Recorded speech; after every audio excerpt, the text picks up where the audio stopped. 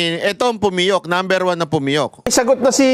Yan, senador, dating senador Sonny Trillanes. Sonny Trillanes. Narinig niya kasi na, teka, mukhang, bakit yung binabanggit yung pangalan ko dyan? Yan, oo. Oh, yan. Wala akong Kinumpirma ba niya? Ano yung sinasabi? Ito ang sabi niya, ha? Oh.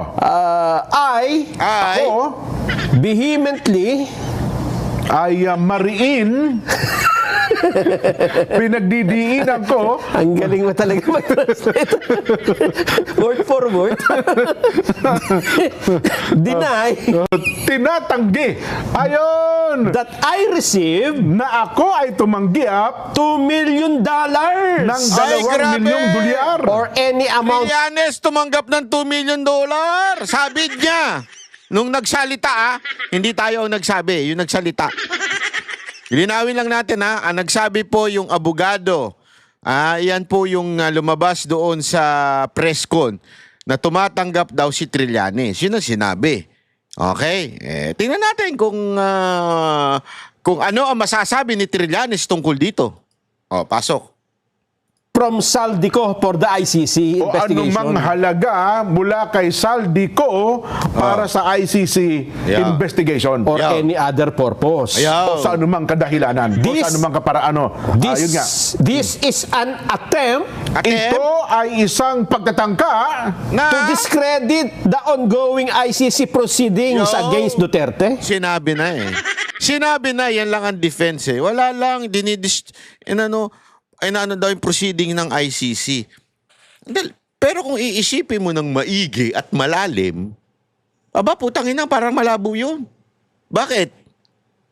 Sa tingin mo yung ICC, sandali, titigil tayo Wag natin ituloy ito kasi may mga Marines sa Pilipinas na itinuturo yung corruption at tayo yung mga nakorrupt daw ang ICC, so itigil natin to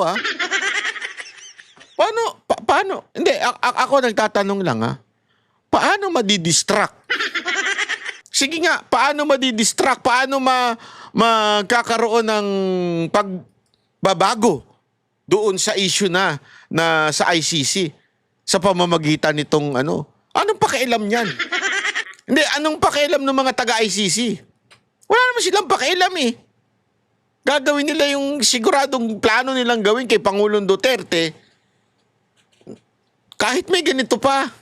So, Trillanes, ang sagutin mo yung akusasyon nung attorney na meron daw kayong tinatanggap. na pahinain ang kasalukuyang investigasyon ng ICC laban kay dating Pangulong Duterte. I Ako will be filing ay maghahain cyber libel cases ng kasong cyber libel against Levy Baligod, laban kay Levy Baligod, Mike Defensor, Mike Defensor, Jay Sonsa, Jay Sonsa, the 18 ex-soldiers, 18 dating sundalo, and all those who are maliciously circulating this blatant lie. at Nako, yun. sa iba pang nagpapakalat ng malisyosong ano yung blatant lie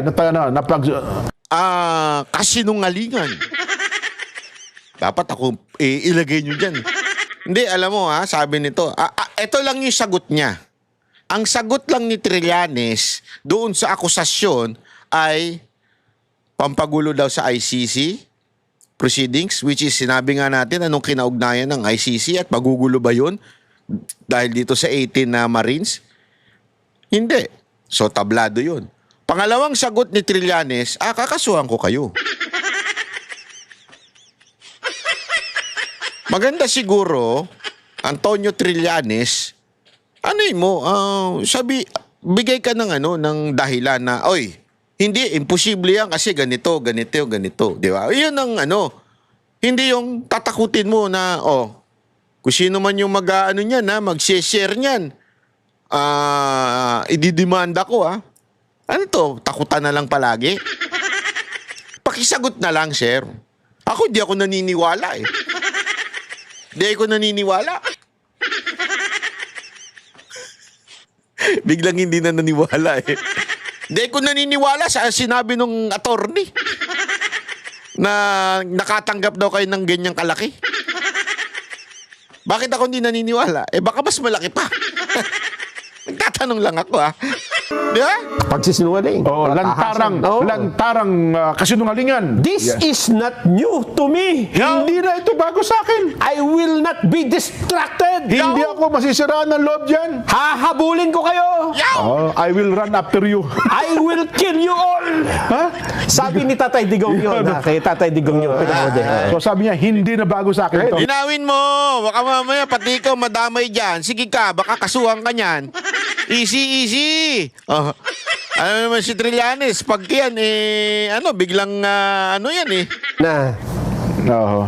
Ayun, ang mariin pong pagpapabulaan ni dating senador Sonny Trillanes. Kasi dapat yan, may ebidensya dyan, ha? Yun na nga, Hindi oo. naman sa kinakampihan natin si Trillanes. Oo. Pero hindi naman pa pwedeng basta-basta kang magtuturo. Yan, ako din. Tama yan. Naniniwala ko, kailangan may ebidensya. Kaya attorney Ginugundo. Hindi ko alam anong pag-apelido ng attorney. Attorney, maganda ilabas mo yung mga ebidensya. Wag mo nang unti-untiin, wag niyo nang ilabas niyo na lang kasi kung hindi, baka kasuhan pa kayo.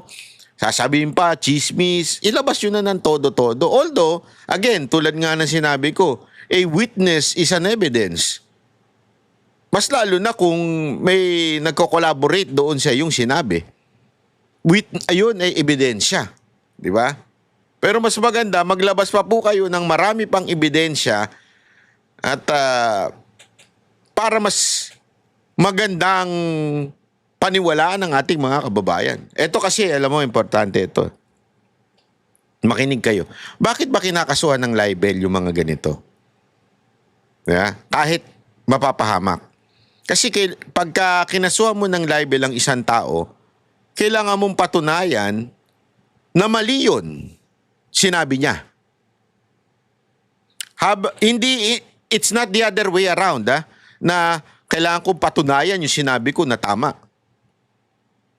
Kung pinanindigan mo na tama yung sinabi mo, ikaw ngayon, na inakasahan o nilibel, na sinasabi mo nilibel ka, kailangan mong patunayan na mali yung sinasabi nila.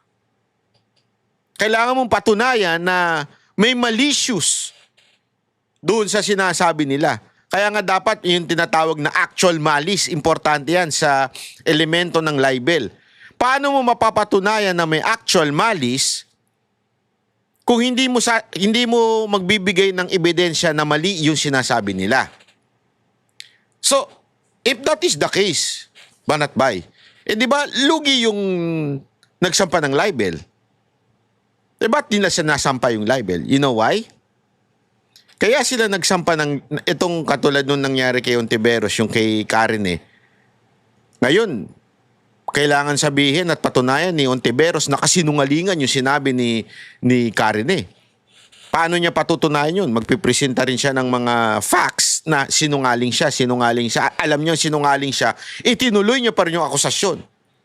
Bakit niya kinasuhan kung malulugi pala yung si Ontiveros o di kaya sa pagkakataon nito si Trillanes? Alam niyo kung bakit?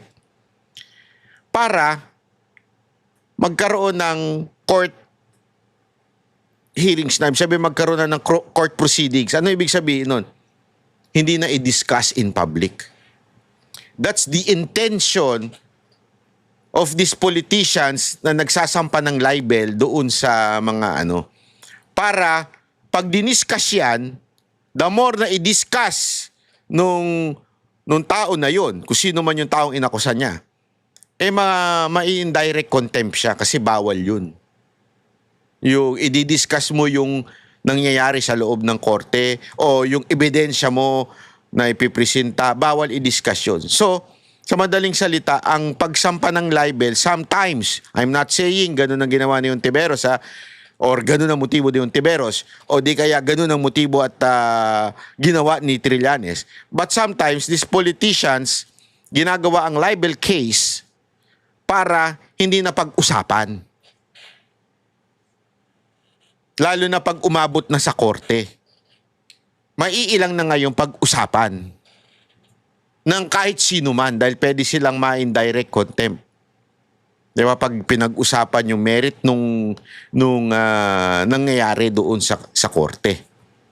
So in other words, makakalusot minsan na pag-usapan kasi kung wala ka naman doon sa loob ng court, hindi mo naman alam talaga yung nangyari, pag-uusapan mo lang, i-discuss mo lang, makakalusot ka. Pero dahil nga wala ng info na lumalabas doon sa talagang tunay, doon sa source na nagsabi ng akusasyon na yon, therefore wala ka ng source. So hindi mo na ngayon madidiscuss. Marami tuloy ngayon, mababawasan ng information na kumalat.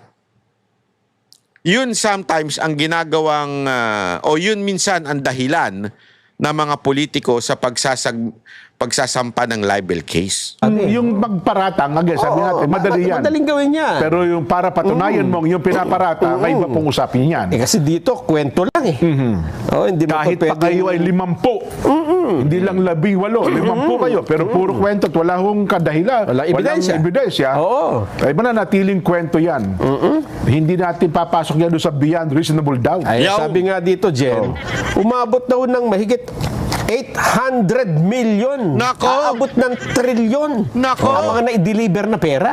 In 2 years. In 2 years. Ano? Sabi nga nila, hindi lang po bilyon, trilyones po. Nako! Ayun na nga. Ayun na, patay na. Yun na yun. Alam mo, eto para lang sa kaalaman ng mga kababayan natin, this is really something very, very exciting. Kasi nagkakaalaman na talaga eh. Nagkakaalaman na ng tunay na dahilan, tunay na mastermind. Dito lumalabas na talaga. Tinuro na talaga si Marcos. At grabe, no? Dito para sa bagang sinasabi ng abogado na mula sa bilibid, tumatanggap ng pera itong mga congressman at si Marcos. Kasi yung pera gagaling sa sa loob ng sa loob ng view ng bilibid. Ibig sabihin nun, mga kababayan, ano to? Your guess is good as mine, sabi nga. Ang lupit talaga na nangyayari sa bayan natin. Ha? Kung dati yung droga ay sinasawata, pinipigilan, masama. Ngayon, pinagkukuhanan ng pera.